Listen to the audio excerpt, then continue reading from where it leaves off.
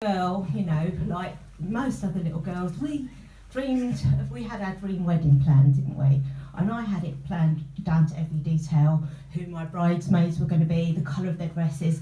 And because I am that sad, I'd worked out my 23rd birthday was on a Saturday, and I thought I'm going to get married on my 23rd birthday, and actually ended up getting married. It was not actually on my 23rd birthday, but it was only 8 weeks later.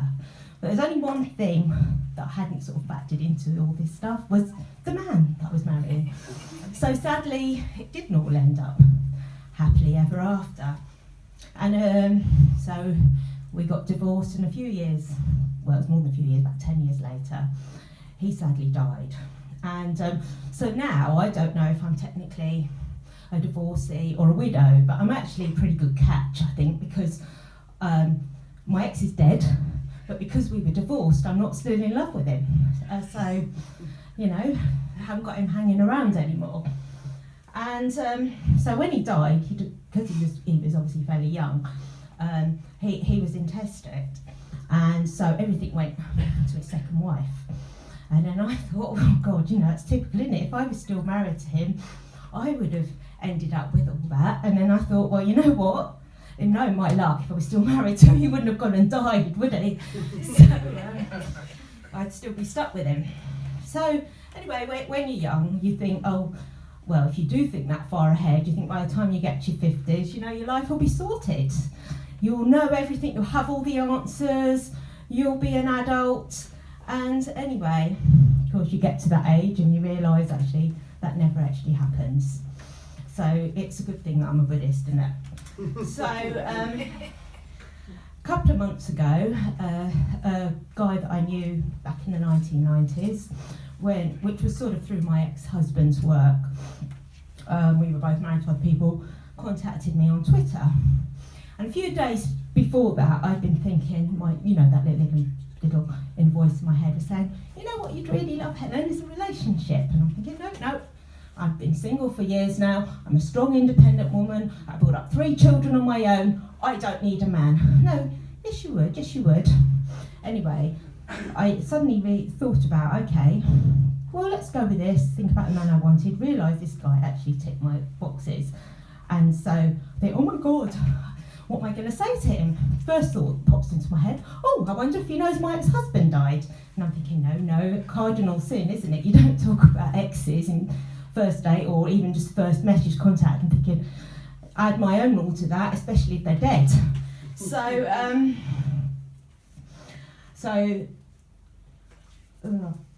Anyway, we exchanged email addresses, and of course then, having been single for a while, you think you've got life sorted, done lots of personal development work, I meditate, I'd like to say every day, I don't, and I think I'm pretty cool and I've got life sorted, but then of course all the old insecurities come back. You reply to his email, 2 hours later, no reply. 24 hours later, still no reply. Checking your phone, where's this reply then? And, oh well, I messed up, haven't I? And this is after 2 emails, that's it, he's not interested. So, well, we arranged to meet up. We go and he suggested this restaurant. We went meet up for lunch. So I'm driving along the A27. Obviously, I hadn't seen him since 1999.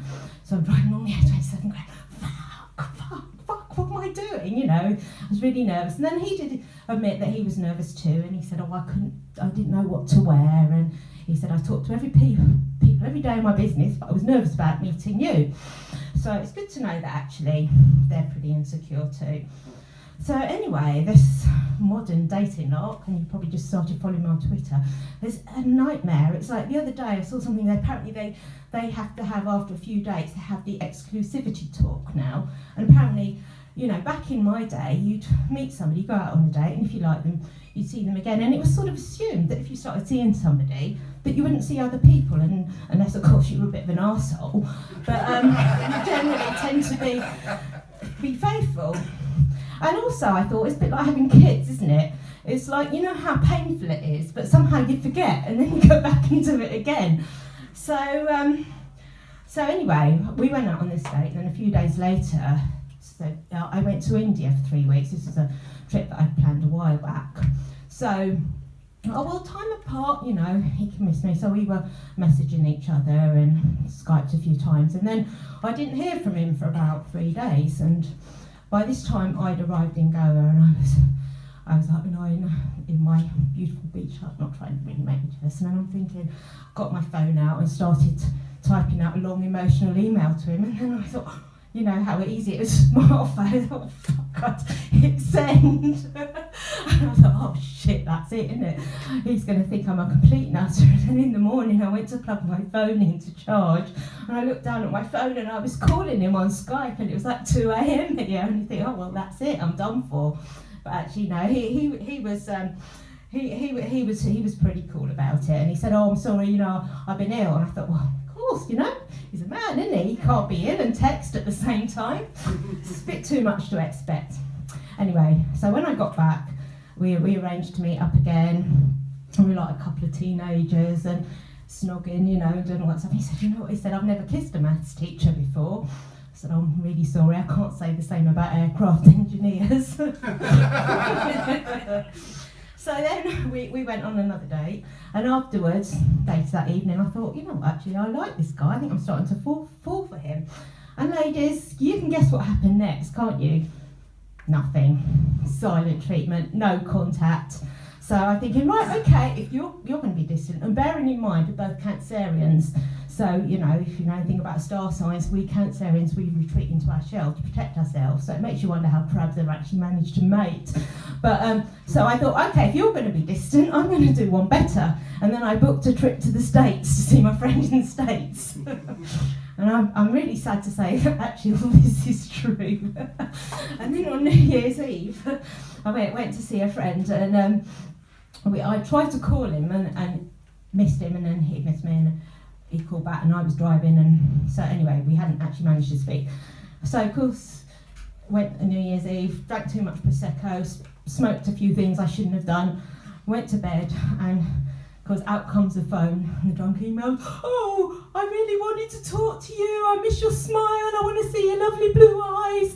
And then I woke up in the morning, WhatsApped him. I said, oh, I can't wait to snog you again. And then, of course, guess what? He didn't reply. So I then sent him an email like that evening. Thought, you know, I should have had enough of this. And so I noticed you've been distant, and I can't do this anymore, because actually, by this time I'm realising actually I do want a relationship and I can't be doing this. And he said, oh, well, he emailed me back, I'm really busy. And he is with his business and stuff, but then, you know, you can find time if you want to, but I can only commit to friendship. So I think, well, you know what, it's lucky I read that book, isn't it? You remember Men are from Mars, Women are from Venus, and you know the bit about when the man goes into his man cave, well, this one's bloody gone potholing. Thank you.